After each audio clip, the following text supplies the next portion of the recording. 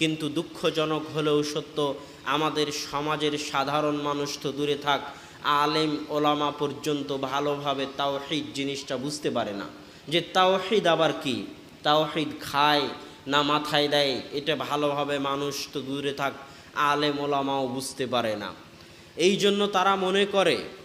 তারা মনে করে যে ভারত পাকিস্তান বাংলাদেশের ৮০-৯০% হচ্ছে মুসলমান,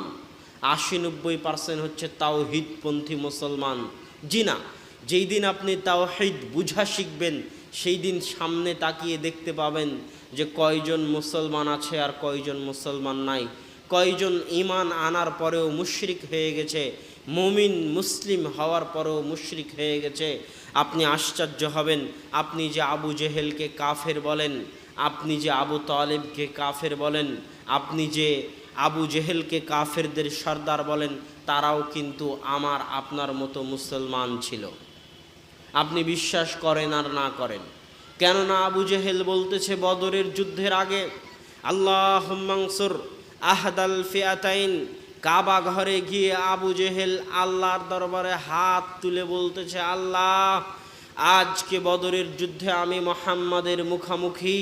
এই যুদ্ধে যারা হকের নিকটবর্তী তুমি তাদেরকে বিজয় দান করো। Abdul Muttalib